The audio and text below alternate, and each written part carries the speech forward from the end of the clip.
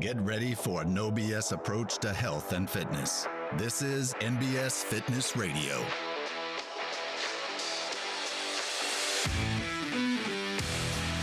All right, everybody, welcome to NBS Fitness Radio. My name is Keiki Carter. I'm the general manager here at NBS Fitness, and I'm super excited. We have a special episode today. We got a request. We got several requests to hear a little bit about the NBS story. So today I'm taking over and interviewing our very own fearless leader, David Allen. Welcome, David.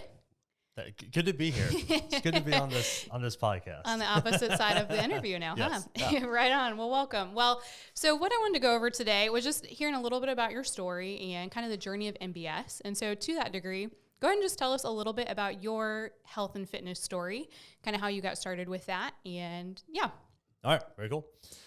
So I guess my health and fitness story starts growing up, and we were just an active family. Mm-hmm. I remember my parents, I remember my dad playing softball. I remember my mom doing taekwondo, cool. And really from a young age, like doing all the kids' activities. So doing t-ball, playing basketball. We played, I don't think I played soccer. Soccer wasn't that as big as it is now back then. Played hockey. We would go, we were in Boy Scouts, so we would go hiking and camping a lot and go canoeing and go fishing and skiing. So just a very active family. We didn't, I mean, we did some at-home stuff for sure, but I just recall always going and doing physical things. Cool. And in about 7th grade, I remember kind of like shooting up height-wise. Okay. Because I was always kind of a leaner kid, but I mean, I shot up and was a complete beanpole in like 7th, 8th, and 9th grade. So you weren't always the tallest. I wasn't not tall. It was just like once I kind of hit puberty, I grew up before I went out. Yeah. I was like a short kid. I was like a normal height kid, and then I became really tall and skinny. Super thin. Yeah, sure. And the reason I can remember that is like people started commenting about how skinny I was. They would start saying like, "Oh man, look how skinny your arms are. Look how skinny this is." And I kind of remember that not being like not wanting people to like comment how skinny I was, like having creating a negative emotion in me. And especially at that time, it kind of like becoming a teenager, and kind of like trying to figure out who you are as a man. At the time, I remember, being into like action heroes. So I remember like Arnold Schwarzenegger and Sylvester Stallone and Jean-Claude Van Damme and even Harrison Ford, and kind of being like, well, these guys aren't really skinny beanpoles. And my dad had a weight set, and I always think this is funny because my dad's not really into fitness anymore, but at the time he had a weight set, like the adjustable dumbbell weight set from the 1950s that had concrete filled plates. Perfect. And I remember like the red ones, I think the red ones were probably like 10 pounds, each. And like I couldn't pick them up, and he would do like curls with them, and thinking like, oh my gosh, like you're a superhero. That's so crazy strong. And so I started, he gave me, I don't know if he gave it to me or I found it like in the bookcase, but it was a book that had like exercises to do from probably the 60s. Awesome. Just so like dumbbell exercises or just all kinds of different things? It was like things? as I recall, it was like barbell and dumbbell exercises. Awesome. And I remember like flipping through the book and just doing every exercise, like just every day, just kind of like ad nauseum. Yeah, every right, day. Here we go. No one was guiding me. I just like flip through the book, and I remember kind of telling my parents like, "Hey, I need a weight set because some of these exercises I can't do without a barbell." And so, probably in like 7th or 8th, that was in like 7th or 8th grade. Were you playing sports at that time already? Okay. Yeah, I played baseball, basketball, and hockey. Okay, so all the school sports, but you hadn't started football yet. No, my parents my parents wouldn't let me play football in middle school because they told me I was too skinny. Gotcha. Okay. So you can see how all this was like a psychological, like, you're too small. We don't want you to get hurt. 100%. You know? Yeah. And so I remember starting to work out and doing those things at home. Like my parents gave me kind of like this weight set, probably in like 8th grade. They got me this weight set. I remember going on a church canoe trip and like someone commenting like, "Dang, David has muscles." Aw. And you're like, this is what I wanted And I was to hear. like, "Oh yeah, okay, yes, that's what I want." And like you just see how like that. It's funny to me looking back, like how those like little subtle things you probably didn't think about, and then now like as a parent, like, "Ooh, okay, like how my kid's gonna respond to this," but just the emotional responses I had from being told I was too skinny versus the emotional response that I had from being told, "Oh, like Dave's got some muscles." So anyways, started working out and doing all that kind of stuff at home. I changed schools from 8th grade to 9th grade. I was in a different school zone. So where most of my friends went to one high school out of 8th grade, I ended up having to go to a different high school. So I had to kind of make a lot more friends. Yeah, all on your own. Yeah, and I was trying out for baseball, and in the fall, we were doing weight training for baseball. Okay. So, and I remember like the juniors and seniors being like studs, just kind of like looking up to them, like, "Whoa, these dudes are like on another level." You know, and they were probably just like normal. Now, like thinking about it, like they're just normal high school kids, but As a 14-year-old, you're like, oh yeah, I was like, man, like so these much guys bigger. these guys are strong and they're like, they got muscles, and of course they're all working out with their shirts off. Like, oh man, like I want to do that. They're like, you know, talking to girls. I'm like, oh, that's okay. I gotta get some muscles so I can talk to girls. And so, and then I ended up hurting my back. I got a stress fracture in my lower back, probably from just weight training incorrectly, I would imagine. Sure. Or just you know, the stresses that come with playing a bunch of sports and weight training and all that. But so I couldn't play baseball that year, so I couldn't be on the team. And then it kind of like was apparent like I'm probably not going to be able to play at on their baseball team because like Skill-wise or?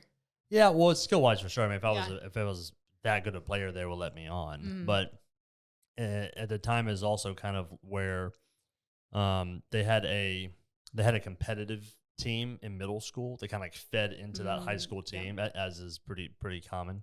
And I hadn't played on that team. And then on top of that, I didn't get to play my sophomore year. So they already kind of had like there's several catchers. Okay. And so it was kind of like, man, there's like 2 or 3 catchers have been working with these guys, these coaches for multiple years. They got to be on the team as sophomores. I didn't even play baseball as sophomores. Like, because I remember in the summer tryouts, they kept making like, hey, like, why don't you go try to play outfield? I was like, I don't know how to play outfield. Like, I've been doing this for years, and that wasn't the position I played. Yeah, it was like they wanted to give me a shot, obviously, but like they were like, man, like we just don't need a catcher type of thing. So I ended up switching schools again, sophomore year. Okay, to play ball or just kind of switching schools? Primarily to play baseball. Okay. And so, and I told my parents, like, I want to play football because this is the only way I'm going to make any friends. You know, I'd already gone through like one school transition. It was like, I need to like play with some other guys like before school starts, so I know someone when I actually go into school. And so they let me play football for the first time sophomore year. And so it was kind of like the combination of like being told I was skinny, getting the affirmation of like having muscles, going to 3 different schools in 3 different years, and like having to kind of make new friends at each of those transitions. Because a lot of time, at the second school and eventually when I went to ECS, my third school, like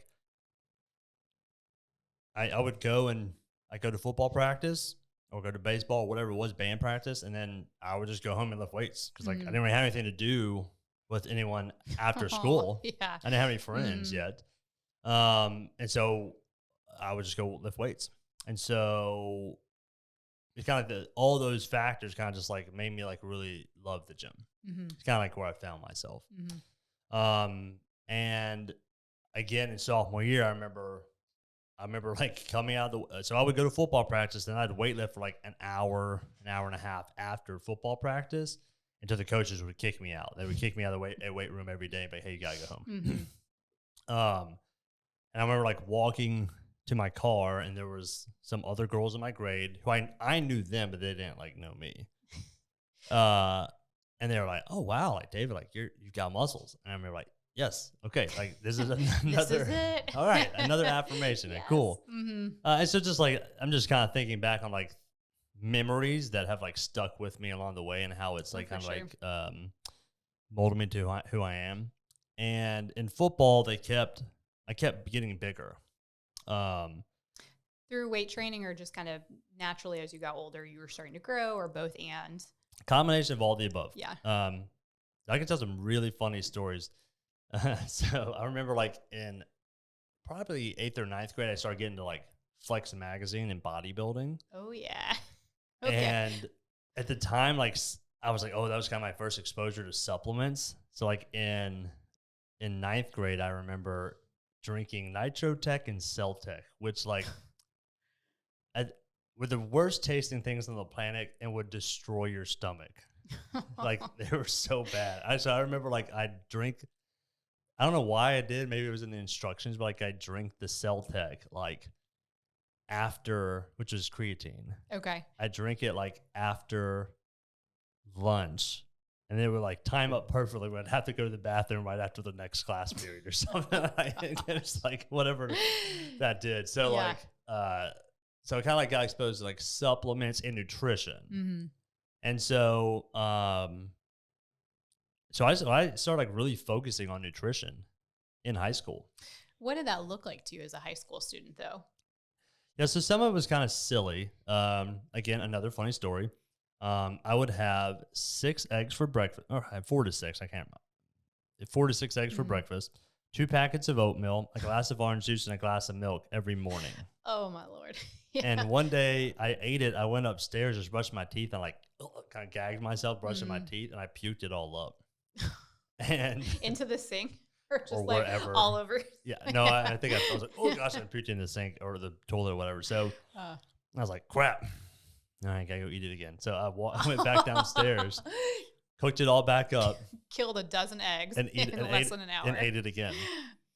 And was like 10 minutes late to class, and my teacher was like, "As Mr. V, if you happen to hear this," he was like, "David, Mr. Allen, you're late to class. What's going on?" And I was like, "Well, Mr. V, I was eating my breakfast, and then I would brush my teeth, and then I puked it up, and then I wasn't about to come to school without anything on my stomach, so I remade it and ate it again." And he was like, "Okay, that's the most ridiculous story I've ever heard. Because of that, you win and won't get, you don't get a tardy. You don't get a tardy and have to go to detention. Yeah. Just don't do it again, you know." True story, Mr. So, V. so that I remember, there was these things called detour bars, which were like protein bars back in the day, and they were the only ones that tasted good. Like back in the day, everything tasted terrible. Now everything tastes good, but and I would eat one between every class period. Or for a while, I ate peanut butter sandwich, like a folded in half peanut butter sandwich between every class period. And so some people like gave me the nickname detour bars because it was like literally between every class. I would like, I gotta get I have to eat one of these on the way there. Or they were also really good for bartering. For what? Bartering. Oh, bartering. Yeah, someone was like, "Hey, David, I'm hungry." I'm like, "Oh, what you got for me?" You know, like, what can you hook me up with? Kind of working an angle on it. Yep. And of course, being like a teenage boy, like if a girl was ever like, "Hey, can I have a piece of your detour bar?" I'm like, "Sure, you can." Absolutely. At lunch, I had these I'd had 2 pre-made Tyson chicken breast. Okay. Like the frozen kind you heat up. The frozen kind you heat up, and like the dehydrated like Idaho potato mashed potatoes, and then like maybe carrots or something like that. Because I didn't know how to cook, and my parents would cook dinner, but like my mom and dad like never like they would cook dinner, but it wasn't like they weren't about to send me to school with like grilled chicken breast. Yeah. They were like, eat the school lunch or we'll make you a sandwich type of thing. And so kind of had to learn a lot of that stuff on my own, kind of going. But that was what it looked like. Then after school, I'd have a shake, or after football, I'd have a shake. I'd come home, I'd eat whatever mom made, as much of as I could, and like before bed, I'd have like a calorie shake, like whatever the mass gainer, Yeah. giant bag of protein with whole milk and ice cream. So I ended up putting like 100 pounds on through high school. Yeah. Gosh. It's like all new clothes, so much food. Your poor parents are like shelling out money to I would have to go feed you and clothe you. Oh yeah, big time. I would have to go get like new pants every semester. Oh, holy cow. I'd have to go to like the next pant size every semester. So like I would have we had a uniform, so I'd have like 3 pairs of khakis, And those aren't cheap. I feel like school uniforms are not cheap.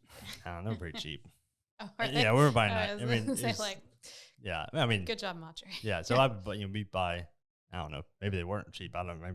Maybe I remember something different. But yeah, I would have to get new khakis every semester. But in football, they kept moving me closer and closer to the line. Okay. Mm-hmm.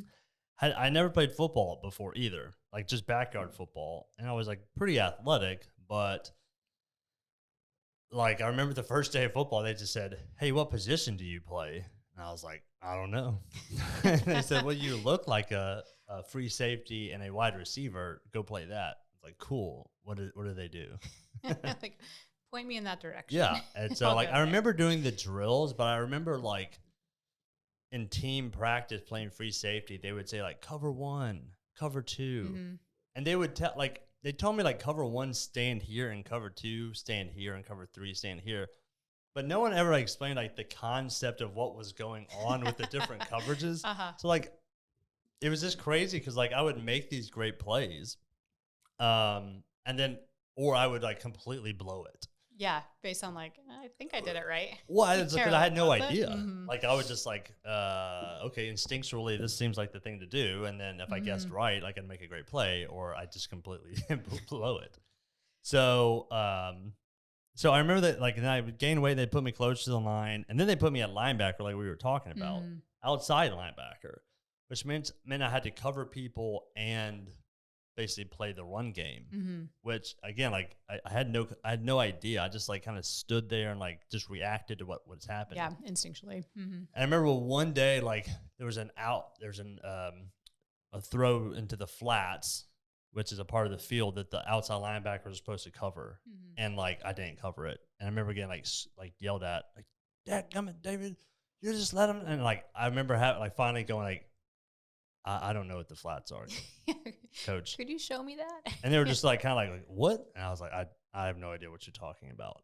And then I had a coach come over and he said, he was like, "David, are you a linebacker or are you a defensive end?" I was like, "I play outside linebacker." He's like, No. What I'm asking you is, are you meant to be an outside linebacker or defensive end? He was probably trying to have like one of those like coaching moments with me. Yeah. I remember looking at him like, I don't know what you want me to say, coach. I'm really confused right now. I don't know the difference here. And so he was like, "Okay, tomorrow you can play defensive end." I was like, "Cool." And I showed up and I finally said, "What do I do?" He was like, "It's easy. If they go this way, you go that way. If they go that way, you go that way. If they go that way, you go that way. If they do that way, you pass rush." I was like, 4 things I have to do? He was like, "Yep." And it's all reactionary. Those are 4 things. You just got to memorize them and get used to reacting. I was like, "Cool, I can do that." And I ended up being like really good at it because it was really the first time anyone had like explained to me what was going on. And I kept getting bigger. They put me close to the line and ended up being really good at defensive end to the point where I was getting some scholarship offers to play defensive end in college. Cool. And so I ended up going and playing defensive end at Delta State. Awesome. At the time, I wanted to be a athletic trainer. Okay. Because I just... Why so? Well, again, I had an awareness of like, hey, I like physical fitness, and I want to be kind of around like athletics and all that kind of stuff. And that was like something I knew was involved with athletics. That you saw tangibly every day at practice. And I did that my first semester. And then I did my prereqs, whatever you got to take the first semester. The second semester, like you had to do, or the second year, you had to do like hours for athletic training. Mm-hmm. Like on the field. Yeah, which is impossible to do if you're playing football. Yeah. Because they like, again, this is like a lot of it. It's like, man, like, and this is kind of one of the reasons like I'm passionate about what I do is like I didn't have a lot of great direction in certain things I was very passionate about. Like in football, I played 3 years, and it wasn't until my like halfway through my second year that someone was actually like, "Hey, here's what's going on, David." You know, I was like, "Oh, now it makes sense." And like they signed me up, my counselor, whatever, signed me up for an athletic training class that you have to get like all these hours in during football, which is impossible to get because you're playing. The only way you get them is by being an athletic trainer for football. Mm-hmm. And at the end of the semester, like, well, Dave, you didn't get your hours. I was like, because it's impossible. Like, you set me up to fail here, guys. Yeah, I was like, you can't do that. Mm-hmm. And so I had to change majors. Okay. And I was talking to my coach, like, yeah, I don't know what I'm going to do. I made me nursing. And he was like, you should be a strength coach. And I was like, that's a thing? He was like, yeah. And I was like, well, shit. Well, of course that's what I want to do. Like, duh, that's like what I love. Yeah. And like, but no, I had no idea. You just had no clue that existed. Yeah, I didn't know that those were like really things that people did. What do you think made him make that recommendation to you? Because same thing in college, man. Like, I loved the weight room. I mean, field was okay, and I liked playing football, but like after practice, I would go to weight lift. Mm-hmm. After spring weight training sessions, I would go do more weightlifting. That was where I loved to be, and like I said, that's kind of where I identified a lot. And and he could just see that, and and he was like, "No, dude, you love being in the weight room. Go be a strength coach." I was like, "That's an option." He was like, "Yeah, just go." You get paid for that? Yeah, just kind of like those things. Like, well, duh, yeah, okay, that's what I'm gonna do. Mm-hmm. So then I switched to exercise science and switched my major to exercise science. I minored in nutrition. Okay. So, so that was kind of like, oh yeah, this is definitely what I want to do. And out of college, I got to go to LSU and was a strength coach down there for a little bit. Awesome. Which is just a crazy awesome experience going from playing at like a small D2 school. I mean, we were a really good D2 school, but it does not compare to like any SEC school. Yeah, not at all. From facilities to resources, staff, all that kind of stuff. I got to see like how things were done at the highest level. Mm-hmm. And so this was your first strength coach position then? Yep. Okay. Yeah, I mean, I like literally left school in May and like went home for a week and then right to LSU like the next week. Okay. And did that for about half a year. Then got an opportunity to come back up to Memphis and run a D1 sports training, which was like a sports development facility. Okay.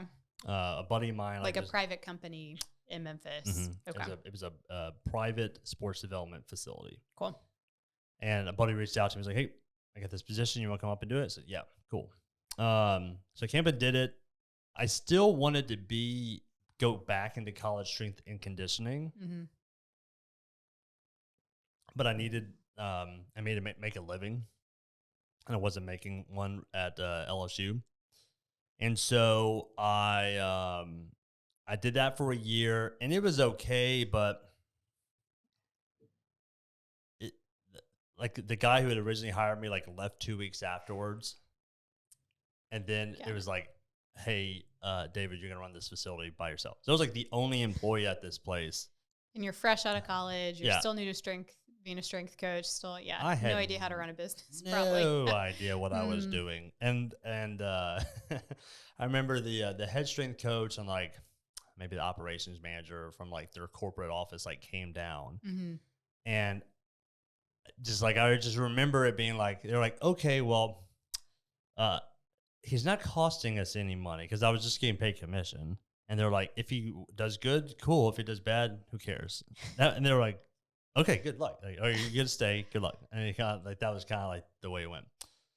So I was like, "Man, like this isn't working out the way I thought it wanted to be." I was like, "I'm smart. I'm ambitious. Like I got good work ethic." And at the time, that was like the first time I remember my dad kind of being like, "Hey, dude, you need to like get a freaking career," up until that point, it's like, go to high school so you can go to college. Go to college, and then that was like, no, you need a career. And so I was like, well, okay, what can my career be? I was like, well, maybe I'd like to go and be a physical therapist. So I left D1 and then went back to school and started taking all my prerequisite hours or all my prereqs that I hadn't taken yet. Mm-hmm. Most of them I had. And then I started personal training at a local commercial gym. Okay. Just as like a part-time gig while you were trying to put yourself through school. Mm-hmm. Okay. Yeah. Semi-part-time. It ended up being where I was doing like 30 to 40 hours a week of personal training plus going and taking like a full course load. Because I remember on Tuesdays I had a 5:15 a.m. client, mm-hmm. and then I had a 6 to 9 class p.m. So I started my day at 5:15, and it was downtown. Mm-hmm. So I get home at usually I'd finish class at 9. I get home at probably 9:30. I'd have to like eat, get ready for the next day, go to sleep at like 10:30. Mm-hmm. I had to be back at the gym the next day at whatever 5 or 6. Yeah, super early. So, yeah. How did you build your client base up during that time? Was it just that people enjoyed working with you and spread the word? Kind of how did you go from making that part-time to growing it to 30 hours a week? Well, some of my folks I had at D1 came with me, so I kind of came in with somewhat of a client load, mm-hmm. not a giant one. One of the biggest things was I was just doing things different than every other trainer there at the time. And like I was having people squat, I was having people deadlift. Yeah. Mm-hmm. I was writing people programs. Well, a lot of the trainers are kind of like, "Hey, how do you feel today? Let's just kind of like go." Shooting from the hip. Yep. Mm-hmm. I had a binder that had all my clients' programs and held all their progress in it, and I was tracking people's data and mm-hmm. showing them progress. I myself was training for powerlifting at the time. Okay. People saw what I was doing. Like, oh man, like you're strong. Mm-hmm. You obviously know what you're doing. Like I'm interested in learning how to squat, or I'm interested in learning how to deadlift. And I spent all day at the gym. Mm-hmm. So even if I wasn't at class, I never went home. Yeah, you were back there. I just went back to the mm-hmm. gym. And so just kind of slowly started building clientele that way. Someone who used to just do the 24-hour or just did the gym membership by themselves saw a buddy of theirs training with me, saw them make progress, and would go, "Oh man, like I want to be a part mm-hmm. of that." Mm-hmm. I did a lot of self-promotion stuff too. So maybe the statute of limitations is beyond what so I can tell the story. But at the time, the like gym manager had gotten cancer, and she just wasn't able to be at work really at all. Mm-hmm. And so and we had to go like into her office and do things from time to time. And I went in there one day and like I just saw like the answering machine was like, "You have 30 unheard messages." I was like, "Oh crap!" Like I knew like when people wanted personal training, they mm-hmm. had them call her, mm-hmm. and I was like, "Crap, those are personal training clients." So I pulled out a piece of paper, I was like, "I'm gonna listen to these messages," and I just took down notes. Yeah, took down notes, and I was like, "Okay, these are the ones that sound like they'd be good clients for me. Mm-hmm. I'll contact them and get them set up, and the rest I'll get to the other trainers I think who they'd be good for." You have to have a lot of gumption to do that, I feel like. And so you had, it sounds like, a pretty entrepreneurial spirit from a young age. What do you think kind of caused that? And you were kind of grew that within you to be like, "Oh, yep, I'm doing it. These are my people." I don't know. That's a good question. I'll tell you another funny story, and then maybe it'll get my mind thinking some. But at the same time, they had like a board that had all the personal trainers like bios on there. Okay. I remember, man, like they make my bio sound like I'm just some random like normal trainer. I was like, that's kind of crappy. So like I got on our computer and like just searched up like David's bio in the files. I was like, okay, pulled it out. I didn't lie on it, but I was like, I'm gonna put my bio on like what actually mm-hmm. my bio is. Yeah. Because it was like more consistent with who you are. Yeah, it was like David has a degree in exercise science and CSCS to the NSCA. I was like, that was it. I was like, that's Yeah, nobody knows what no one that knows. is. Like, Yeah, let me they don't actually care. say what my bio is. Yeah. So, and I don't know that got me any clients, but just kind of like I don't know. I always kind of like, Weren't afraid, it sounds like, to step out of your comfort zone, or weren't afraid to try things. yeah, I wasn't afraid to try things, but also like, I was like, I was like, one, like, I want to do things the right way and the best way, you know, and ideally we would do that together, but if you're not ready, like, I'll just go ahead and do it, you know, and that kind of thing. Like, I wasn't afraid to just go ahead and take action. Like, if I saw something, I was just going to take action on it. So I could reprint off my bio, put up there. I remember one time I was like, I want to try to get a Saturday class going and do da da da da da. And so I was like, cool, I'm gonna print out flyers and put it up all over the place. I mean, I got in big time trouble for that, but like, I got like a big ass Saturday class for it. Yeah. And so I think that was kind of one of the that's kind of like a thing that sticks out in my head of like, oh, these are sort of entrepreneurial tendencies that kind of existed in me from the start. From a young age. Yeah. Yeah. Well, a lot of people don't and so eventually, I kind of realized like, man, I don't know if I want to go and be a PT, because we did what's called inpatient PT hours, and which is like basically walking people. Like, you'd walk a dog, you walk people. So you like in a hospital, there's like a bunch of people with replaced hips, and you'd like, hey, Mr. Anderson, it's time to go for your 5-minute walk today. Okay, come on. Hey, Mr. Johnson, time to go for your 5-minute walk today. I was like, I can't do this. I can only imagine you were going bananas. Yeah, for like doing that. Yeah, and I did like a 6 like hour thing of it, and just being like, oh, I gotta get out of here. And so I was like, man, I don't know if I want to do PT, but I've already spent like a year taking on my prereqs. So I applied at one school. I only applied at UT Memphis. It just so happened to be the first year they were doing like online admissions or applications. So their application like quadrupled, and I made it into like the top 100 or whatever. They got to go in and do the interview and everything else, but then it took like maybe 60 or 70, and I didn't get it. Okay. And at the time I was like, I wasn't really bummed. I was like, okay, whew, okay. Because I was like, I was making a good living personal training. I was like, man, like, I'm going to have to go take out student loans. I'm going to have to do 3 years of not making any money just to kind of come out and basically make what I'm currently making. I was like, that doesn't sound that good. But I was like, I kind of felt like I needed to apply just in case. Yeah. So actually, when I didn't get it, I was like, phew, okay, now I'm full bore personal training. And I was like, all about it. So now we'll kind of talk about some of the foundations of NBS Fitness, because I was running I was doing an email list. Okay. That you had just collected on your own, or was this something you went to your manager's office? I didn't steal their list. No, no, it was my clients. Okay. Previous clients. And if someone like was like, hey, cool. I would always be like, hey man, you want to be on my email list? I send out like some good info every month. And they're like, sure. I was like, cool, give me your email, I'll put it on there. Cool.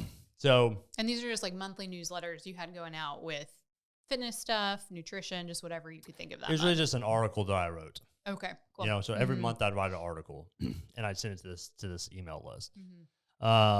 It's funny because like, I mean, I didn't take any like business courses. I wasn't even like, I wasn't aware that this was even like something people did. Yeah. So why did you do it then? I liked educating people. I wanted, like, from the very get-go, I wanted people to be educated when it came to health and fitness, because like a lot of what I saw was people just doing like dumb stuff that they just didn't know any better. And so I was like, I want people to have knowledge so that they can be successful. Yeah, make better decisions and get to where they want to go. Yeah, a lot of my knowledge came from reading articles online and reading books. And so I was like, okay, if I can share some of this information with people through this medium, then maybe they'll get better. Yeah. You know, I mean, it wasn't like I didn't have any sales offers or anything. It was literally just an email that like I typed out and sent out like an HTML. But eventually got to the point where I was like, oh man, like I got a lot of people on this email list, and the way I think I had Yahoo email or something at the time. Mm-hmm. The way it was set up was like the most people you could have on any like one list was like maybe like 25 or 50. Mm-hmm. And I had like 300 or 400 people on it. Hey, yeah, okay. So like I was having to like send in batches. I was having to send it in batches, and then like people would reach back out to me and be like, "Hey, can you resend that one you sent however long ago, or can you send this to my friend?" It was just like, "Oh, this is becoming more work than I expected it to be." And people would just start doing blogs, and I was like, "Oh, that would be cool." So I got a buddy to make me a website. Okay. And it was called NBS Fitness. So why did you choose NBS to be the name? So NBS came from a buddy of mine were Morgan Canfield. If you hear this, he worked at the commercial gym, and we were getting ready for a powerlifting competition. Okay. And people would come up and be like, "Man, what kind of training are y'all doing?" And we would jokingly say, "Oh, it's called NBS training," which meant no bullshit. Kind of insinuating like pretty much what everyone else is doing here is kind of bullshit. And so then people started saying like, "Oh man, like they're doing NBS training. Oh, that's the NBS trainer." Do they have any idea A few people did. Yeah. You know, we said like, "Oh, it's called NBS training." That's good. It's like a form of training. Nothing but strength. Yeah, it's right. So people started kind of saying that, and then my buddy, again, another like indication of entrepreneurial spirit. And then, side note, people are like, "Should I own a business?" I'm like. I couldn't not own a business. Like looking back, I'm like, there's no way I would ever be able to work somewhere where I couldn't have creative control. Yeah, to be able to do what you wanted. To do what I want. You know, because when I get passionate about something, I want to do it. I want to go. I want to do it 100%. And so a lot of like the friction points that came between me and the commercial gym was me doing that, them being upset about it. Not giving me guidance or like saying, "Hey man, this dude's got some serious like motivation here. How can we direct this in a way it's good?" Just like shutting it down. Yeah, which in turn would have been good for them. Oh, because 100%. You could have brought more clients, could have made it bigger, could have helped a lot more people had they been open to working with you on that. 100%. This is one of the reasons why we kind of promote what we call entrepreneurialism. But so my buddy and I realized like, oh, you know, if we sell T-shirts, we'll be able to pay for our entry fee into this competition and get a little extra money. So we made these shirts, and some people still have them. There's only a handful. I think my mom may have one. But they said it just said NBS across the front. There's a white shirt, black letters, NBS in the Gothic font. Okay. And on the back shoulder right there were like remember the no fear eyes? Yes. Okay, so they were right there on the just back on the shoulder. Yeah, like complete copyright. Like, so creative. Whoops. And we sold the shirt. I think we sold like, I don't know, 20 of them or something like that. And then and so like there was people around the gym wearing NBS shirts. And so yeah, we went and did the powerlifting meet, had the website, had the shirts kind of made. I wasn't like planning on opening up a gym yet, but it started being some like real friction points with like me and the management of the facility. Things like that get pissed at people wearing the shirts. Okay, you know, promoting. I remember like the news station wanted to come and interview one of my clients, and then like the gym wouldn't promote it. Like they did a news segment. They had the video, and they promoted other trainers. I was like, "Hey, in your newsletter, why don't you send the thing with Yvonne? Like, she was on the news. Like, this would be a great, you know, promotional thing." Like, "Nah, we're not gonna do that." And I was like, "Why?" Like, "Well, because she's just wearing your shirt." I was like, "So?" Yeah, and so it just became this point for them at that point. Yeah, and they get yell at me for like wearing my hat on backwards or working out with like cut off sleeve T-shirts and sometimes just dumb shit that like didn't make any difference. In performance. Like as a boss now, like I get it. Like you have some certain standards, but but then they never explained the reason for the standards. It was just like, and there was never any like, Dave, man, you're doing an awesome job, brother. Like, we really praise the fact that like you're like killing it. You know, let's see how we can like help you out more. Yeah. It was always just like, and another big thing that pissed me off was like none of the staff exercised. Interesting. Staff is in like management, or staff is in other trainers, or both and? Management. Okay. Most of the trainers worked out. But yeah, the management didn't work out like ever. And I was just like, how are y'all managers of a gym and you don't exercise? And there was like one lady who was like pretty obese. And she like, and at the time I didn't have much of I wasn't very politically correct or didn't have much of a filter, you know, and she would come down and like make some comment about, you know, Dave, you know, you can't have your shirt on. I was like, man, F you. Like, don't come, like, you work on the other side of the gym. You come down here 1 hour a week. Yeah. You know, you're never in here exercising. You don't know any of these people. And the first thing you're going to do, and we're sitting here like changing people's lives. The first thing you come down is like, tell me to have an attitude with me and like tell me to turn my hat around. No, like, I bet you were a model employee for them. They loved having you on staff. No. Like I said, looking back, I'm like, oh, I totally deserve to be fired. But it also like, my actions toward them like got me fired 100%. Sure. Their actions towards me drove me to open up a gym. And saying what a good opportunity for you too, to see how you didn't want to run a facility. Oh, 100%. And that was kind of like, that was like these, like every day we'd have like kind of or not every day, but every week we'd have kind of like a friction point. I'd be like, man, this is ridiculous. Okay, I'm gonna go find a facility that like is more aligned with the way I think a facility should be run, and the morals and the ideals and that are the foundation for it. Yeah. So at that point, it wasn't, I'm going to leave and start a gym. It was, I'm going to leave and find something that fits better with my ideology of this. Bingo. Okay. So then talk through a little bit, kind of that whole next transition then. What did that stage look like? Well, so it looked like me just going and like applying at some other gyms, and at every one I was like, nope, this is just like this other gym, you know?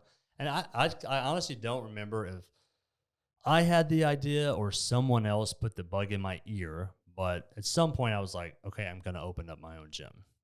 Okay. Yep. And it was just like cool, calm, collected. Like, this is the next step. I'm taking it. Yep. It's like, okay, that's what I'm going to do. And my dad was a commercial banker. And so I remember kind of talking to him like, this is what I want to do. Kind of, what do I need to do?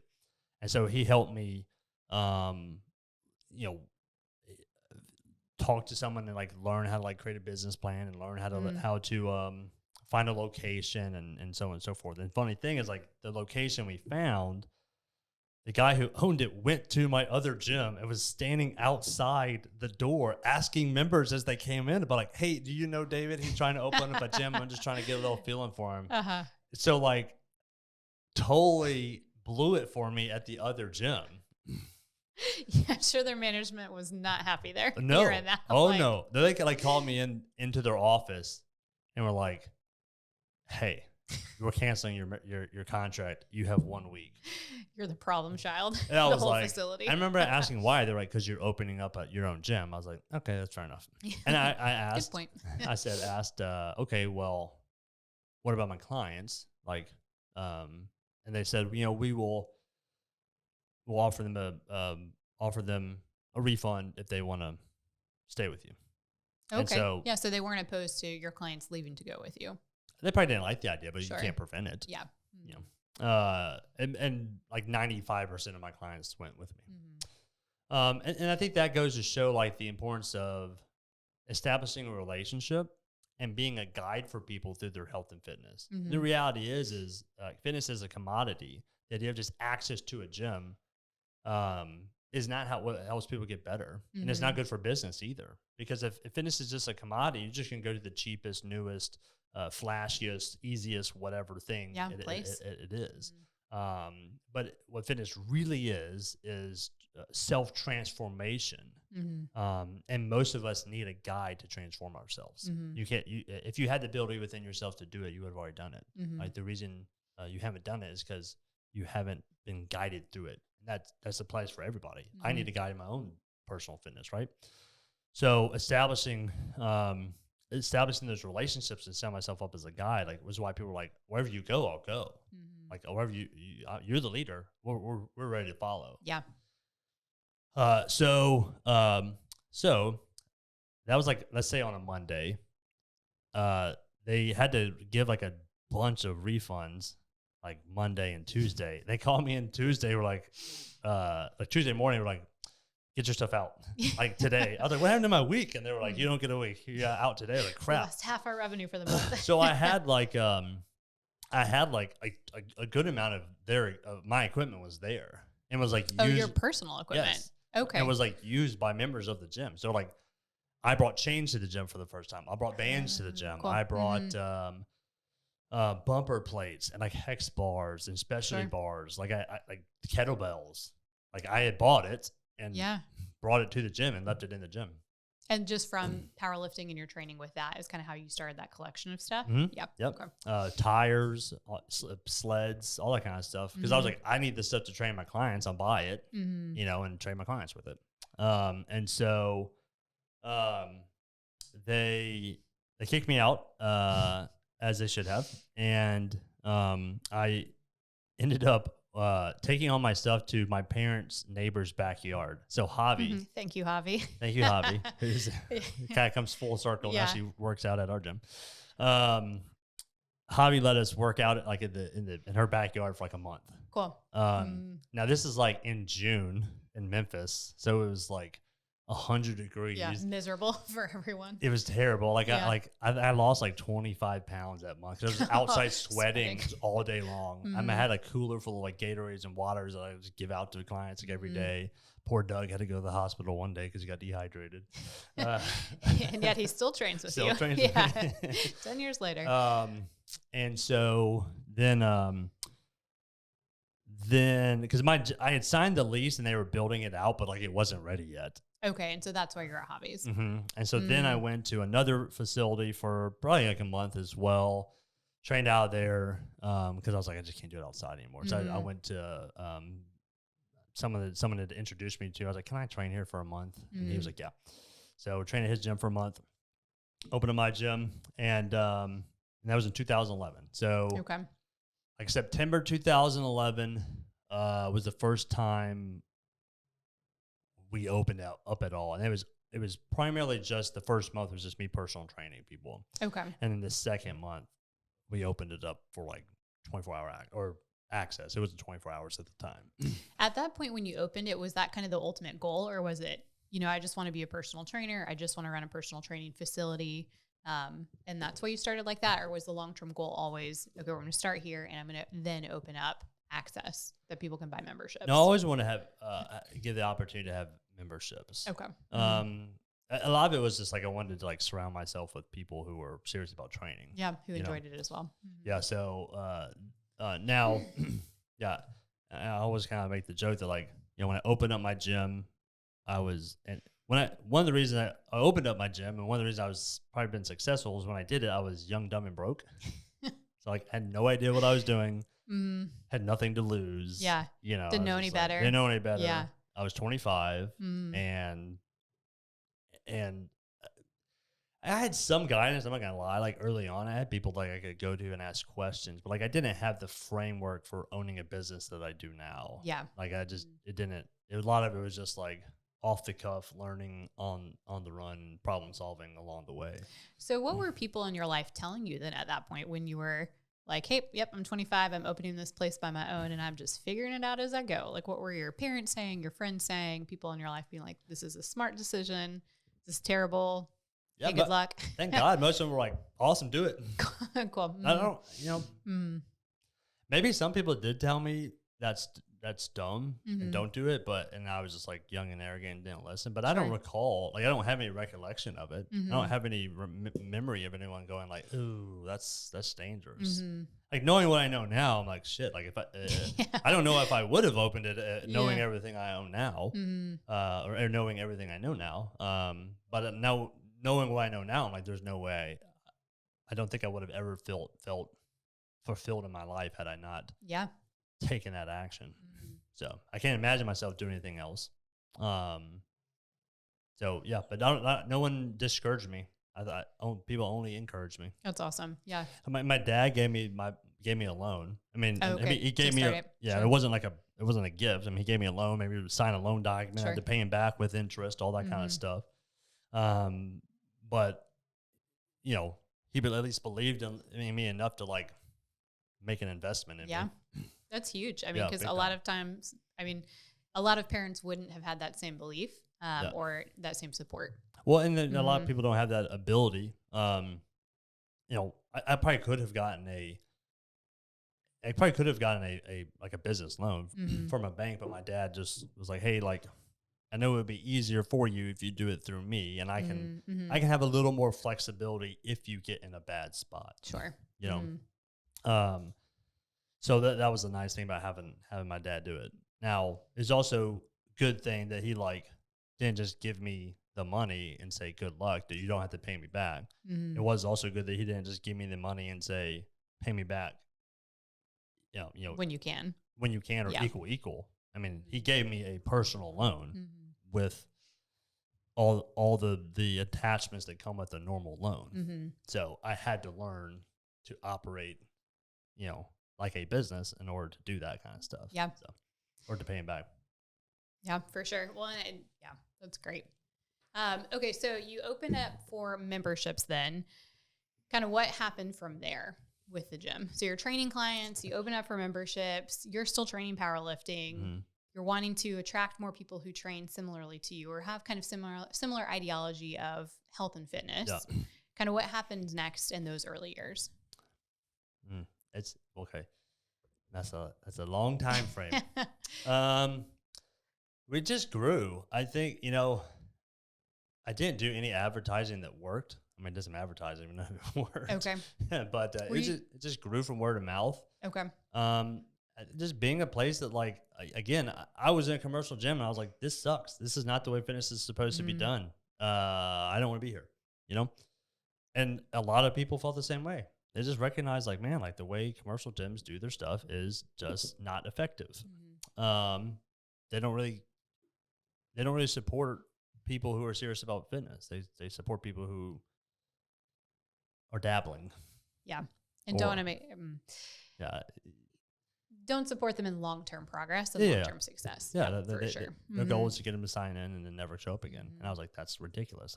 Like as a society, like, we can't afford for people to be getting more and more unhealthy. We've got to find ways to get people healthy. And if the fitness industry itself is not doing that in an effective way, then we're kind of screwed, right? Yeah. So okay, I was like, we're gonna do it in the way that actually works. But we grew a bunch.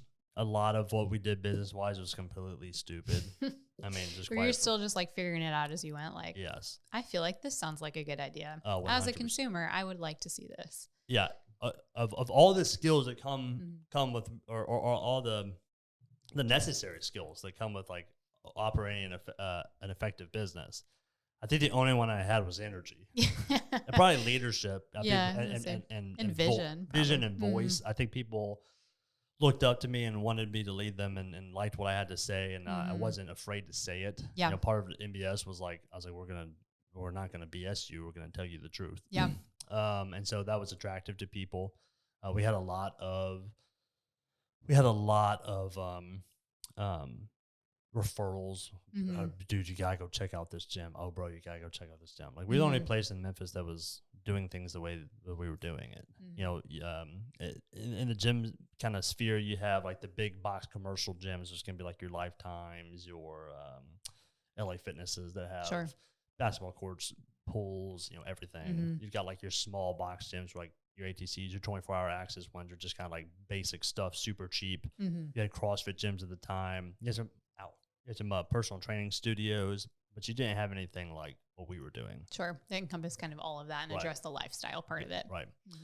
Yeah. So we had, oh man, like I said, like, it's just so many memories and people that can come in and come out and employees, and it just grew and expanded. And then we did it 24 hours, and then we started doing our first set of competitions, and then we expanded the first gym. And I mean, like the first year, we had the cops called on us like at least once a week. Why?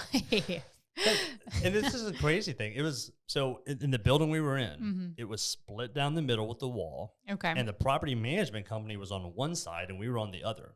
So we were in this exact same building as a property management company. Yeah. They were awesome. They didn't care. I mean, we were blaring loud music and dropping weights and doing all that kind of stuff. Being 25. Yeah. And they would come over and say, hey, it's a little loud. You mind turn down? Like, sure, no problem. The building beside us would call the cops. They would call the cops. The cops, they wouldn't call us. They just call the cops. Cops would show up and like, hey, we got a noise complaint. It's a pretty cool gym. I'm like, what do you do here? Yeah. They're like, oh, cool. Let's get signed up. Like, so like multiple times. Come on. Cops would come over and then they would get signed up. You get 3 new members. Yeah. That's it's awesome. hilarious. Is this all in the building next door? Okay. Yep. Cool. So yeah, so it just grew and expanded. So we went 24 hours. I mean, one of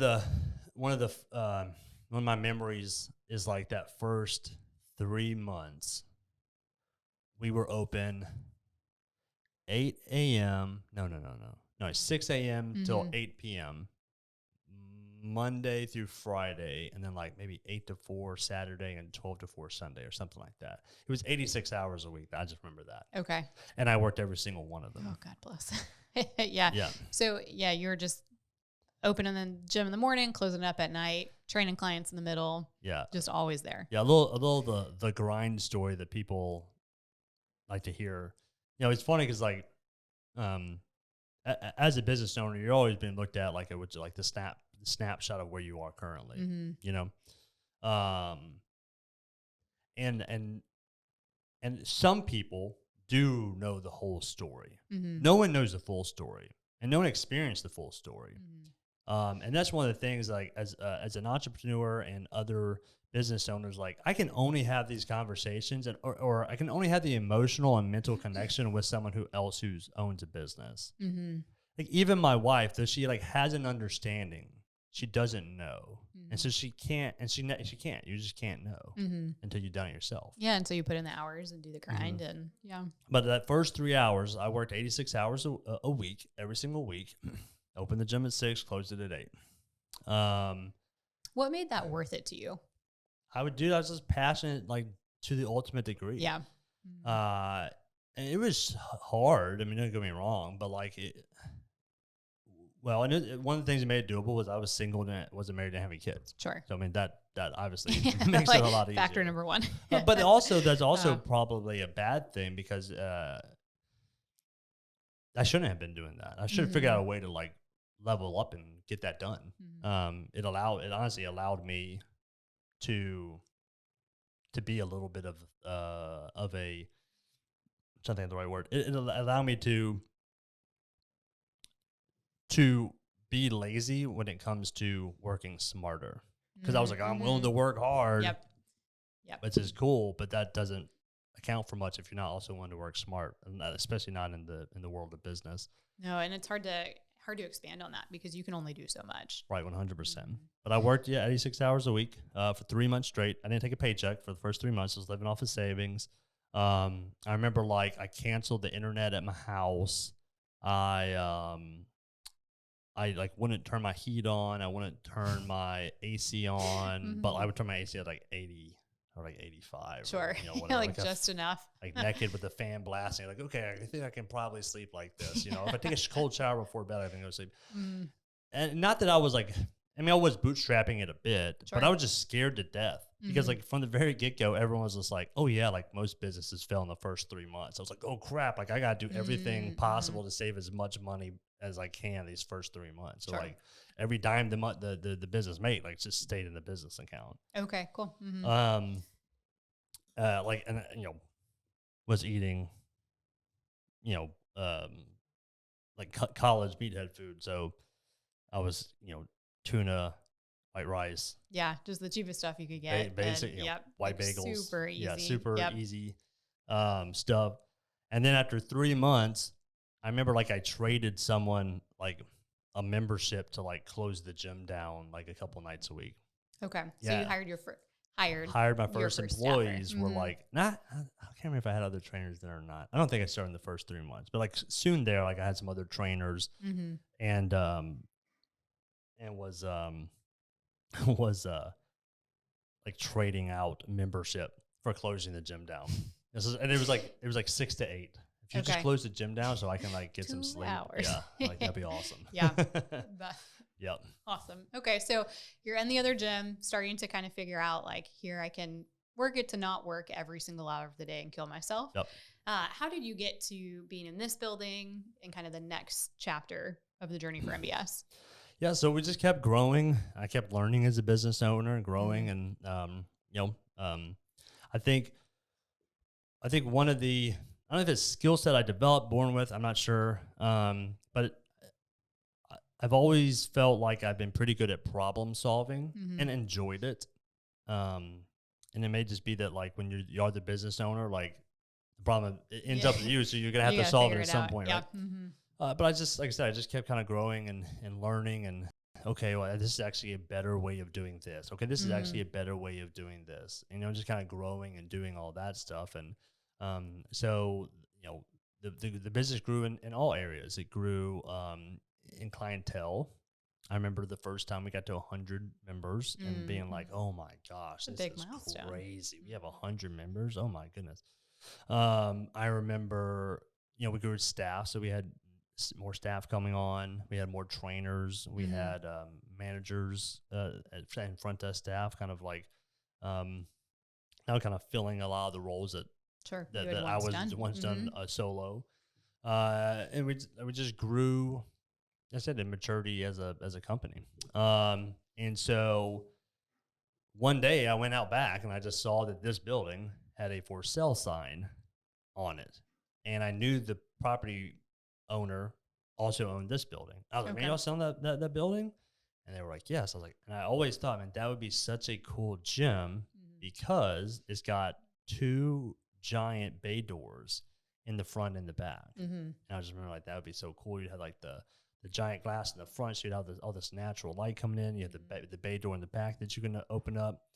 We had a side bay door eventually in the other building, but the lights were like straight industrial lights. We had a couple of skylights in there, and it was like, it was not bad if it was sunny, but if it was like if it was overcast or later in the day, it was like dark.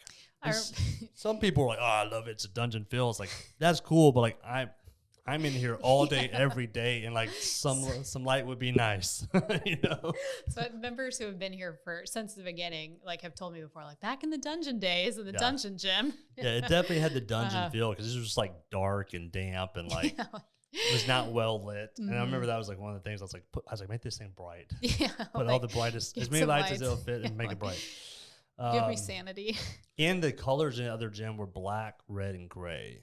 Okay. Which were cool, but one of the reasons I went with orange was like I looked up like what's the most energetic color, and like bright orange is like the most energetic color. And I was like, gotta do something like energize this up, because like literally in the other gym, like I would be like, I'm like getting depressed because of the it's like so dank in here. Like just because like it's dark. Well, in the last like 2 months, one of the lights went out, and I was like, I'm not replacing that light if we're moving out in 2 months or whatever. Come and train with us, guys. Isn't like this inviting? So like in the back corner, it was like literally just complete darkness. Oh, gosh.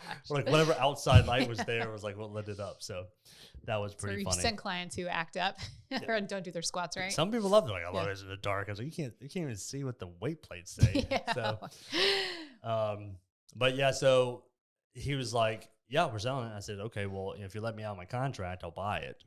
Cool. And so bought it in 2000. Actually, bought it in 2015. But there was a company in here that had a lease on it to finish out. So I bought it.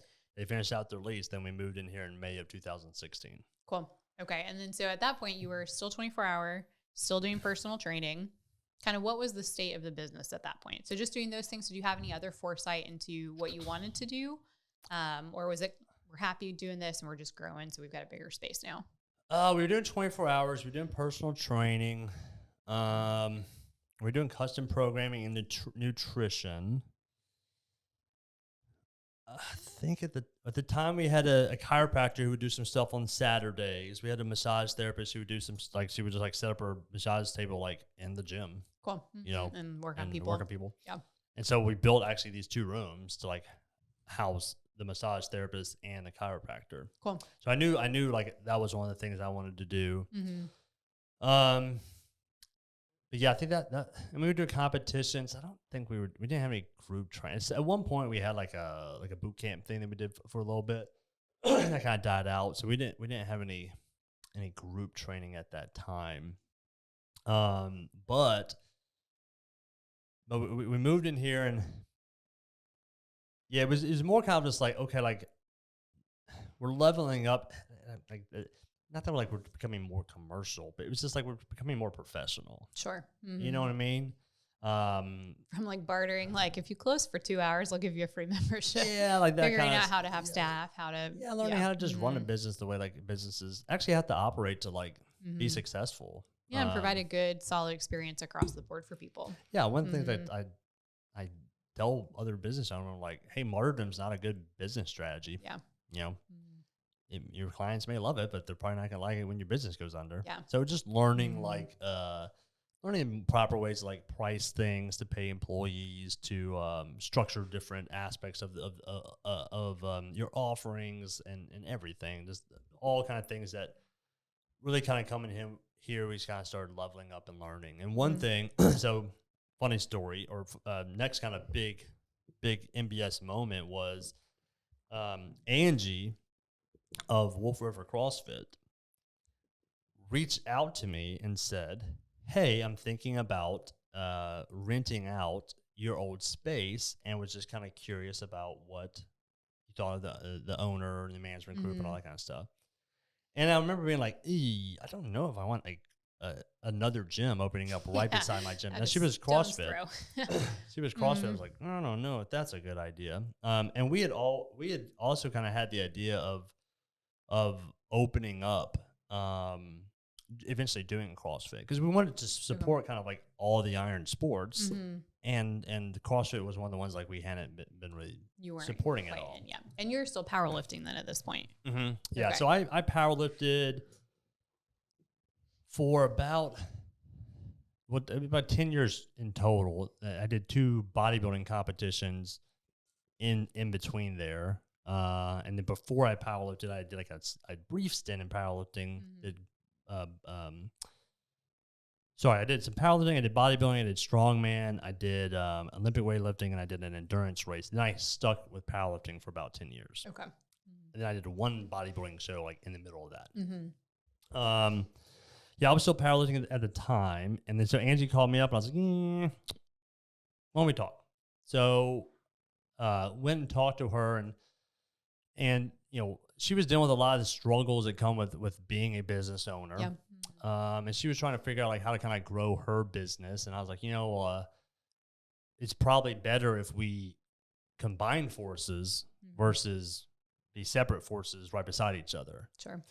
And so we had the conversation, and actually worked out where we brought her over to NBS so she could run our CrossFit. Cool. So you essentially bought Wolf River CrossFit. Yeah, we bought Wolf River CrossFit, brought Angie on board, and then started running CrossFit here. Cool. So, go ahead. Well, and great decision, but the first year was rough. Yeah. So talk a little bit about that and kind of what it has evolved to now. Yeah. So I think Angie and I had the same passion for helping people and wanting to build health and fitness as a transformation for people's lives, so they could be healthy and be happy. So we were on the same board with that, and we were on board the same as like we needed to have a secondary space, and it just took a little bit to get that done, and we weren't quite ready for like what it was gonna be like to do group training. Yeah, in the interim. In the interim. Yeah. Mm-hmm. And so what ended up happening was like we kind of just converted this space to the CrossFit space. Mm-hmm. Well, trying to run a group training in a open gym area is really tough. Yeah. Because it's not a secluded, there's no like barrier to go into that space. Mm-hmm. And so, you know, there'd be people working out in the middle of it and be like, hey, like you gotta get out because we're about to do group training right 6 now. p.m. class coming. Yeah, and they, you know, the people would be upset that they were getting kicked out of the space. Like, why can't I use that space from this? And, you know, and it's both sides. You know, 24-hour people and the group training people just, you know, it's just some friction with regards to like, hey, using this space. So you're trying to like do a WOD and someone's not paying attention and walks through the area, or you know, you're trying to go out on a run and someone's like gets in your way, or, you know, all that kind of stuff, right? You know, and at the time, there's also, you know, CrossFit's come a long way in the way it's done. Early on in its days, it was the wild west. It was the wild west. You had a bunch of people doing a bunch of dumb shit, you know. And you had people, you had really great people, but you had people who just didn't know what they were doing, and really shouldn't have been involved in guiding people and coaching and coaching. And that, unfortunately, there's still some of that stigma today, and it's like a lot of trying to re-educate people on what it actually is or can be in a very safe environment. 100%. And so you had you had kind of like CrossFit coming out at the same time as the internet, and then videos of people doing really dumb stuff, and then kind of people like, oh, well, CrossFit's stupid. And one thing CrossFit did that kind of radicalized training, which I was joking about this with a client the other day, is like really up until the 2000s, every training system was just designed around one specific capacity. Like you ran, you know, and if you're a runner, all you did was train for whatever distance you were running, or you're a powerlifter, or you're a bodybuilder, or you're an Olympic weightlifter, or you did gymnastics, or you did yoga. Yeah. No one did combine them all. No one did any cross training. Like there was this like it was kind of crazy to think that like someone had this concept that was like, you know what, it's probably good to be strong and be mobile and flexible and have pretty decent endurance. So how can we train that? Right. And, you know, and so that was kind of one of the first things that CrossFit did. And, but in doing so, like it had to figure out what it was and grow a lot. And so there was a stigma with like some just people doing dumb stuff. And likewise, like if you're a solo capacity, like athlete, like if you're just a powerlifter, just an Olympic lifter, just a bodybuilder, or whatever else, then like and CrossFit also came out like super arrogant. Like we're the best. Yeah, we're the best. Well, okay, that pissed off everyone, right? It pissed me off too. Their original way of doing programming was also kind of stupid, which is like complete randomness, just throwing stuff on the board and like randomly do it, and you know, tear your calluses no matter what, or like get injured or get rhabdo. Yeah, you know, but it was a pendulum swing away from the commercial gym, sit on a recumbent bike and watch Fox News. Yeah, you know what I mean. So like it was the pendulum the totally opposite way of extremism, right? And so those cultures clashed early on, you know, where, and really what it was like this culture class, not between like your average everyday CrossFitter, because like CrossFit, just like it is now, there's CrossFit, like the top people who a lot of times are just younger, more competitive, can also be a little bit more arrogant. You know, and that was kind of what people saw. And there's the ones that tell you, oh, you know, and there's the Glassman could get like all hyped up and be like, well, CrossFitters should be able to go in and win any bodybuilding competition or win a powerlifting meet and just say stuff that's not true, right?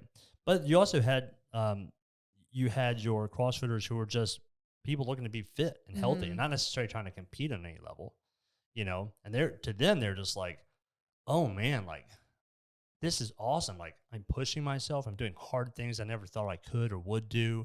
I'm doing them and I'm building confidence and I'm feeling better, and I've got a community, and all the positive aspects of it.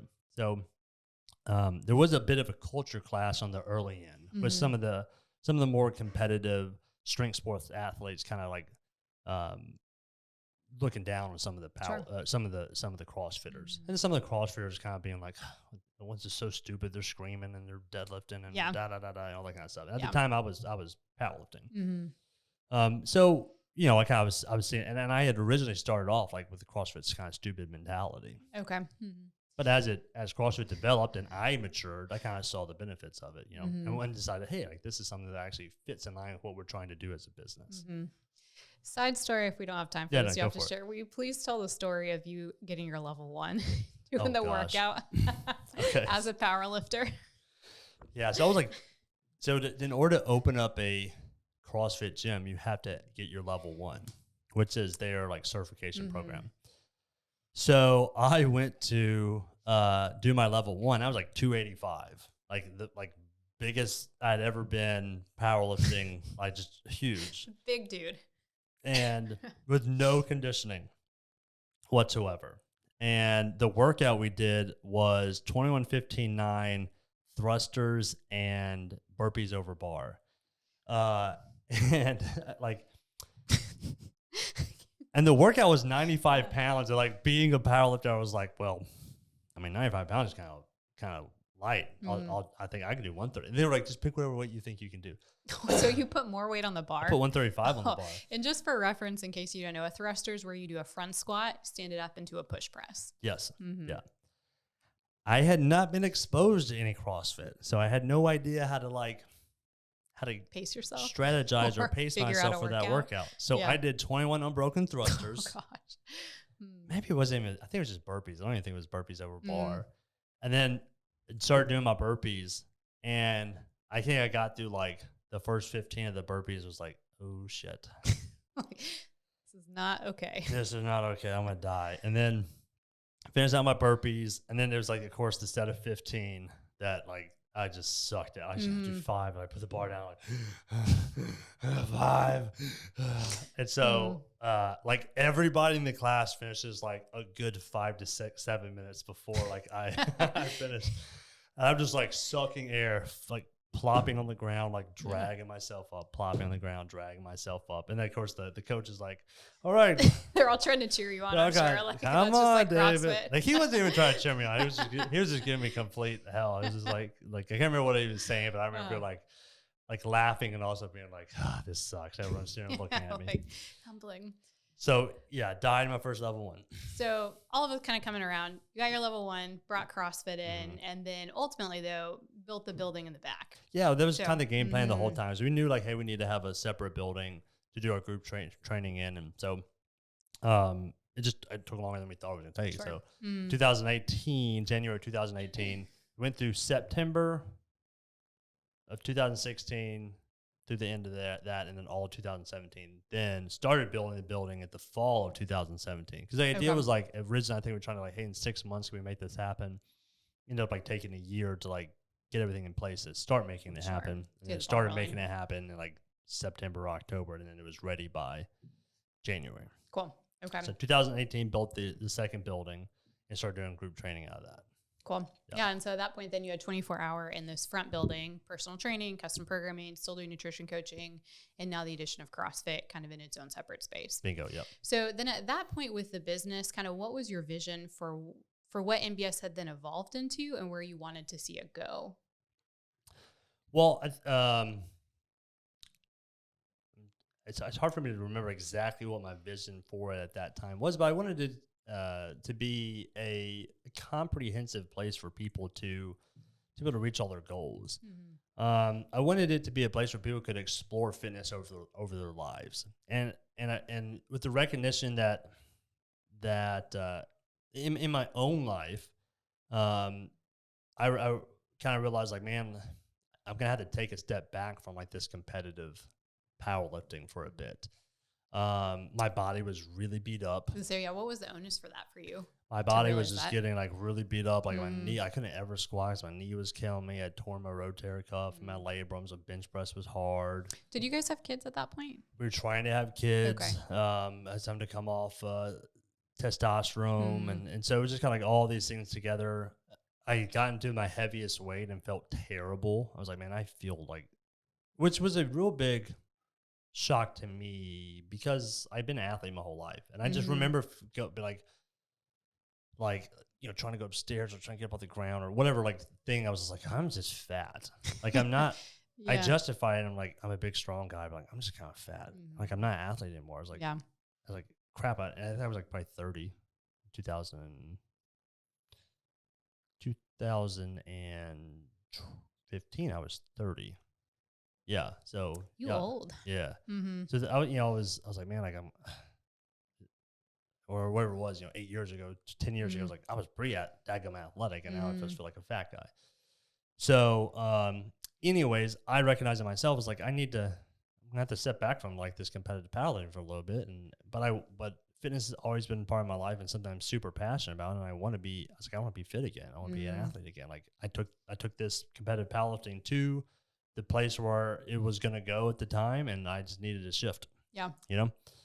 And that's kind of what I wanted for the gym as well. I wanted it to be a place where people could explore fitness across their whole lives. And they could be supported and guided through all of that.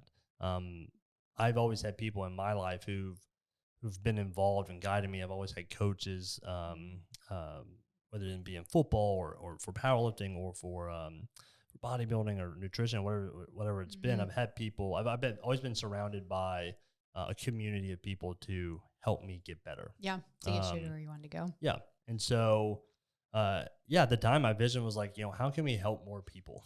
How can we ensure that people are being introduced to fitness in a way that's effective? How can we as a staff bring our knowledge and our systems and our operations to a level that's really going to support our clients throughout their journey, and keep them from, signing up for just a little bit and falling off. And so, that's been my vision for a long time. We're just continually evolving and getting better at it. Yeah, how you implement that. So at the time, I think we had like the new recovery room because, like, man, like one thing people could definitely use some more of is like recovery and some injury rehabilitation or prehabilitation or whatever it would be, and like adding that next step on. Sure. And a lot of it's just been like, improving systems to continue to be better at that goal. Yeah, to better help people with that. Yeah, I think that's one thing that people really love about NBS, and I think that really sets NBS apart is because, one, like you mentioned earlier, fitness is so much a commodity, or is pushed so much as a commodity in America. Yeah. That when people are like, wow, there's someone who will guide me and I'm actually making progress and like who cares about me and wants to see me succeed. Yeah.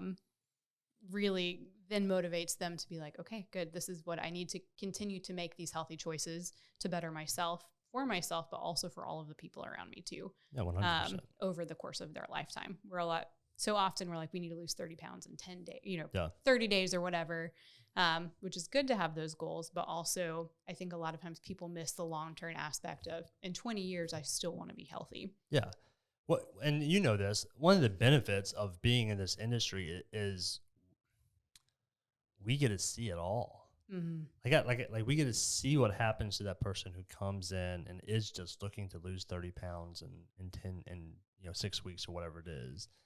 And like what happens to themselves physically, mentally, and that constant cycle of like on and off, feeling good about yourself and bad about yourself and good about yourself. We get to see what happens. Like, okay, this is this client who came in who's 6 years old and never exercised. You know what I mean? Here's this client who came in at 6 years old and exercised every day of their lives. And we get to see that giant contrast, right? Yeah. And so recognizing that, we then get to kind of like understand like the psychology behind, well, what's it really going to take to help these people get better? And we get to implement that, and we see it in our own lives. One thing that's kind of come full circle for me was like when I first started, I was a single 25-year-old, and now I'm married with 3 kids, 35-year-old. And so I'm seeing like a lot of things I said or suggested at that point, like weren't necessarily the most realistic things for someone like now in my situation to implement. Yeah. But the other side of that is I'm 35, married with 3 kids, business owner who is still implementing fitness in my life, and so now I can help guide people better through that. I can look at someone and now I can look at that person and say like, it's one thing when you're 25 to tell someone who's 40, like, hey, you need to train 3 days a week. Like, I can't because I got but now it's like, no, you need to train 3 days a week. And you can do it. I know I'm doing it. You're like, I've got all of the reasons that you do too to make excuses. You know what I mean? And then likewise, like I'm in a position now, and as a society or as a facility, we're in a position now. It's like, hey, look, when you're 22, 25, and like, man, you want to like be the best powerlifter ever? Like, cool. I want to support you in that. Let's make that happen. But I've also seen across like my years that like for most people, that's only about 3 to 5 years. Yeah. And then something's got to happen after that. And one of the things that breaks my heart the most is that I've seen so many people come in as powerlifters and leave as people who don't exercise. And I like the psychology behind that is something I've kind of thought through and talked to people and kind of tried to figure out. But that I don't want that. Like you need to flip the light switch on and start exercising now, and it doesn't stop to the day your heart stops beating. Yeah, you know what I mean. How you do it can be totally different. There's gonna be periods of your life where like, yeah, you want to train 3 hours a week. You want to be competitive. You want to do bodybuilding. You want to be a competitive strength sport athlete or competitive CrossFit. Like, do it. It's probably unrealistic that you're going to be able to do that forever. Yeah. That you're going to be a competitive athlete for 50 years. That's probably just not realistic, right? So creating an environment and a pathway for people to do that and then do something else. Or to find fitness in if you're in the craziness of your life, if you're in the toddler years where you got the kids, you're driving your kids around all over the place, like there's not a whole lot of room and capacity for you to add much to that. But you still owe it to yourself and to your family and to the rest of society to take care of your health and fitness and figure out a way to do that. But there may come a time where that backs off a little bit and you may decide, I want to do a powerlifting meet. And you should. And see, that's where I see most people kind of being exploring that. It's like either on the back side or on the front side of that like crazy 30s. Yeah. Like they're either doing it in their 20s or they're doing it in like their 40s or 50s. Yeah, when kids are out of the house. For the first time. I wanted you to be able to explore that here at NBS Fitness. Yeah, and I think that kind of goes to the dimmer switch model we talk about a lot with clients and potential members of when the lights go all the way on, that's great, but they can go off just as easily. 100%. And so if we can get on that dimmer switch, the lights are always on to some capacity based on what your current life circumstances look like. But at some point, it's still always in your life. So you're never totally taking it out. 100%. I love it. That when I first heard that, it was so like, not life-changing is a big way, but like it was articulated so well, like that's exactly it. I see that in so many of my friends' lives, that exact thing happening. Bingo. Yeah. So getting people into that mentality. Yeah. Very cool. Yeah. Well, let's kind of wrap it up then in terms of vision. So you're now at this point in, business ownership. You've been around almost 10 years this year, which is awesome. The business has definitely evolved since you first started. Just this last year, you kind of came out with your vivid vision for the next couple of years. Do you want to add anything or kind of share a little bit about that, where you see NBS going in the upcoming years? Yeah, for sure. So the vivid vision is just a mental exercise to kind of really like put into clarity, where do I want to see the business going over the next 3 years, and to kind of like paint a vivid picture of that. So that for myself, but also for all my staff and all my clients, and kind of say, put it out there into the universe and say, hey, this is who we are and this is where we're trying to go. And so a lot of it's what we've always done and what we're always been about, just a little bit more clarified. So definitely in our mission statement, with regards to the body being the vessel of the soul and having a responsibility to steward that properly. I really sat down and wanted to put that into words as clearly as possible. And I'll read that out to a lot of people. And one thing we can do with this podcast is share that out. And that's meant to be like very clear. Like why are we different from Planet Fitness? Why are we different from LA Fitness? And like, what do I feel the fitness industry should really be about? How are we actually going to change people's lives? Because we are on a speed train to ill health in this country. And everyone's on that same train. Even if you're taking care of yourself, you're on the same train as everyone else. This past year was a giant eye-opening experience to the ill health of America. And guess what? It affected all of us. The unhealthy. Healthy and not, yeah. And the healthy and the unhealthy, at some level. It impacted us differently. A lot of the more unhealthy people were impacted physically, but everyone else was still impacted socially, economically, mentally, emotionally, everything else. So it is important for us. It's important for you as an individual. You owe it to yourself, and you owe it to everyone else to take care of yourself physically, period. In that sense, we owe it to, as a fitness industry, to support people in that and to structure our businesses in a way that's going to support people and actually get people to be more healthy. And the way most corporate fitness is structured does not do that. It plays off of people's emotions and is 100% designed around just profitability. Yeah. Now, as a business, it is your responsibility to be profitable, because when you're profitable, you can better serve your clients for a longer period of time. So you owe it to everyone as a business to be profitable. I'm not saying businesses don't need to be profitable, but if your business is profiting off of a current issue within our country, that you're doing things that's actually being detrimental to that, I don't agree with that. And so our business is positioned to fight against that. Yeah. Very clearly, and more so than it's ever been. No bullshit is our approach to things. And that means telling the truth, even if it can create some negative emotions in people. Controversy. Some controversy. For sure. It's our responsibility to tell the truth. Cool. So the Vivid Vision did a great job of helping me clarify that so that I can share it with my staff, and I can share it with my clients, and I can share it with the world. And then beyond that, what we want to do as a business is expand. We want to create more locations. So our goal is to have 3 locations in 3 years. And the reason for that is very simple.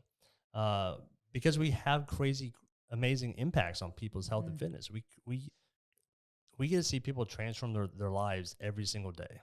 We get to see people's personalities open up and them start smiling and them start building confidence in themselves and capability in themselves and exploring the world and living a life that they would have never lived had they sat in the ill health that they were currently in, if they not started pursuing this and changing themselves. And people deserve that. We serve the mission of helping people live the lives that they deserve. And the reality is, part of what we do requires you to sit across the table from us, to train you in person and to get to see you. And with one location, we can only do that with so many people. Yeah. So with multiple locations, we need to go out and help more people live the lives that they deserve. I love it. It's great. It is going to be very cool to see that come to fruition in 3 years, because it will, and it will be amazing to see the impact that has on the greater Memphis community. 100%. And yeah, to your point, I think the Vivid Vision very clearly articulates why NBS is different, and people appreciate that because they see the actual impact of that. They see the actual impact of how being different really gets them healthier, fitter, and being better versions of who they are. So very cool. Absolutely. Awesome. Well, David, thank you so much for being on the podcast today. Thanks and for having letting me. Take over. Absolutely. Is there anything else that we haven't talked about that you'd love to share about the gym, where, NBS, the story, where it's going, anything like that? I think we hit on all the big things. Like I said, it's a 10-year journey, so it's fun to go and relive it, and it's also hard to encompass it all in just a short period of time. Yeah, in just a short podcast. Yeah. Well, you did a great job. So did I earn my right to come back and host the podcast again? Yeah, definitely. In fact, this is now... Put that on the recording so everyone hears it. This is now your podcast. Yes. Right on. Well, David, thank you so much for being on the podcast and sharing your story. I know people are going to be blessed by hearing this, and we will check you on the next one. Awesome. NBS Fitness Radio out. Thank you for listening to NBS Fitness Radio. If you enjoyed the podcast, be sure to share it with your friends, follow us on social media, and check out our website at www.nbsfitness.net. Hit the subscribe button and tune in next time for more NBS Fitness Radio.